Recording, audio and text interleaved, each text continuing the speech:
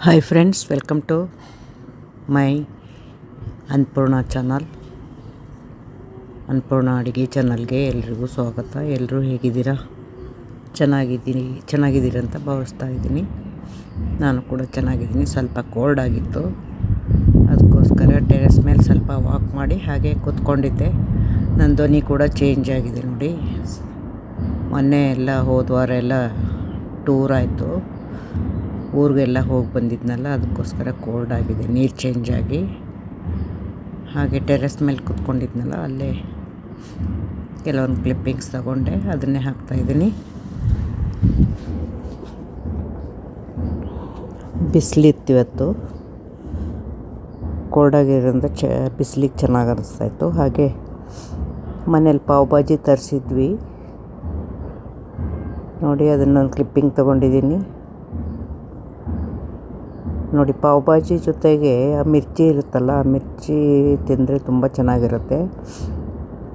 ಆ ಮೆಣಸಿನ್ಕಾಯಿ ಏನು ಖಾರ ಇರಲಿಲ್ಲ, ಅದನ್ನು ಫ್ರೈ ಮಾಡಿದ್ವಿ. ಹಾಗೆ ಇದು ನೋಡಿ, ಪಾವ್ ಭಾಜಿ ತುಂಬ ಚೆನ್ನಾಗಿತ್ತು ಟೇಸ್ಟು ನೋಡಿ. ಇದು ಮೆಣಸಿನ್ಕಾಯಿ ಮನೆಯಲ್ಲೇ ಎಣ್ಣೆಯಲ್ಲಿ ಹುರಿದು ಸ್ವಲ್ಪ ಮೇಲೆ ಉಪ್ಪಾಕಿತ್ತು ಅಷ್ಟೇ. ದಪ್ಪ ಮೆಣಸಿನ್ಕಾಯಿ ಇರೋದ್ರಿಂದ ಖಾರ ಇಲ್ಲ. ಇದು ಪಾವ್ ಭಾಜಿ ಚೆನ್ನಾಗಿದೆ ತುಂಬ.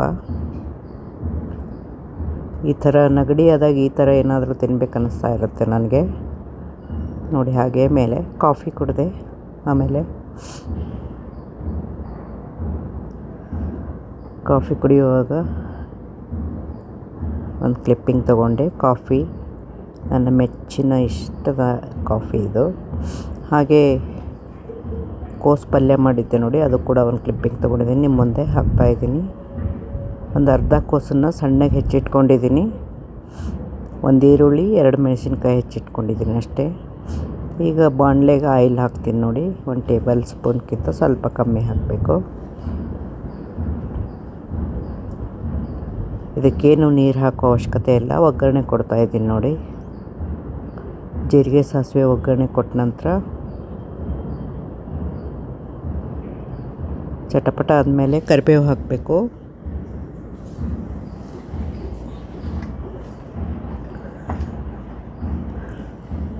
ಕರಿಬೇವು ಹಾಕಿದ್ದೀನಿ ನೋಡಿ. ನಂತರ ಈರುಳ್ಳಿ ಹಾಕ್ಕೊಳ್ಬೇಕು. ಈರುಳ್ಳಿ, ಮೆಣಸಿನ್ಕಾಯಿ ಹಾಕ್ಕೊಂಡಿದ್ದೀನಿ. ಮೆಣಸಿನ್ಕಾಯಿ 2 ಮೆಣಸಿನ್ಕಾಯಿ ತೊಗೊಂಡಿದ್ದೀನಿ, ಸ್ವಲ್ಪನೇ ಮಾಡ್ತಾ ಇರೋದ್ರಿಂದ. ಸ್ವಲ್ಪ ಈರುಳ್ಳಿ ಸ್ವಲ್ಪ ಕಲರ್ ಚೇಂಜ್ ಆಗೋವರೆಗೂ ಫ್ರೈ ಆಗಬೇಕು.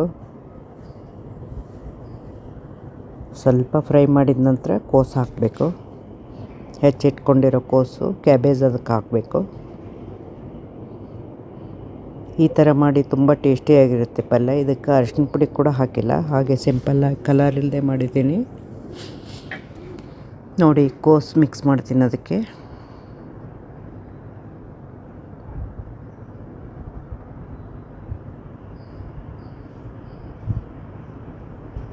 ನೋಡಿ, ಕೋಸು ಹಾಕಿದ್ದೀನಿ. ಇದಕ್ಕೆ ಸಣ್ಣಗೆ ಹೆಚ್ಚಿಟ್ಕೊಂಡಿರಬೇಕು.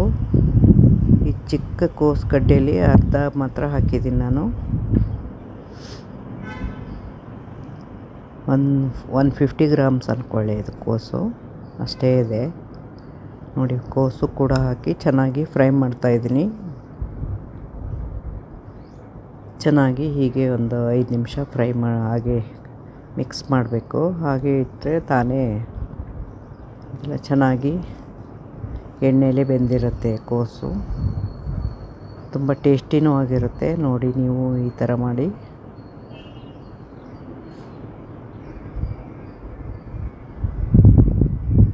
ನೋಡಿ, ಫ್ರೈ ಮಾಡಿದಾಗೆಲ್ಲ ಎಲ್ಲ ಕಲರ್ ಚೇಂಜ್ ಆಗ್ತದೆ ನೋಡಿ. ಇದಕ್ಕೆ ಸಾಲ್ಟ್ ಹಾಕ್ತಾಯಿದ್ದೀನಿ, ರುಚಿಗೆ ತಕ್ಕಷ್ಟು ಸಾಲ್ಟು.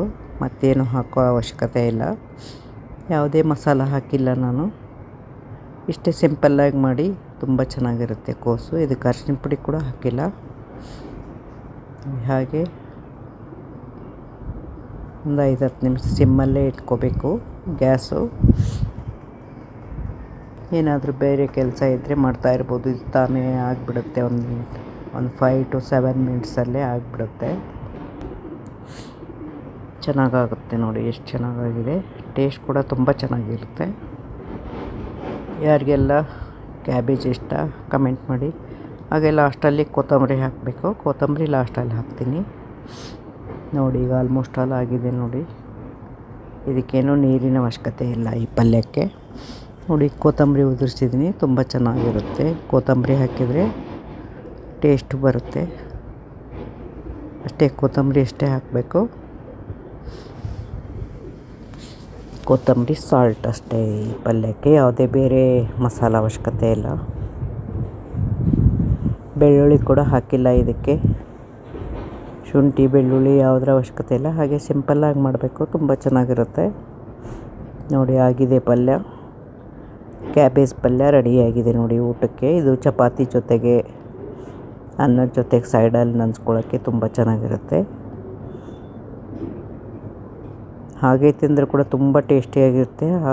ಹಾಗೆ ತಿನ್ಬೇಕು ಅನ್ನಿಸ್ತಾ ಇರ್ತದೆ. ತುಂಬ ಚೆನ್ನಾಗಿರುತ್ತೆ ಟೇಸ್ಟು. ನೋಡಿ ಕೋಸು ಪಲ್ಯ ರೆಡಿ ಆಯಿತು. ಯಾರೆಲ್ಲ ಸಬ್ಸ್ಕ್ರೈಬ್ ಮಾಡದೆ ವಿಡಿಯೋ ನೋಡ್ತಾಯಿದ್ರೆ ಎಲ್ಲರೂ ಸಬ್ಸ್ಕ್ರೈಬ್ ಮಾಡ್ಕೊಳ್ಳಿ. Thank you so much. Thank you.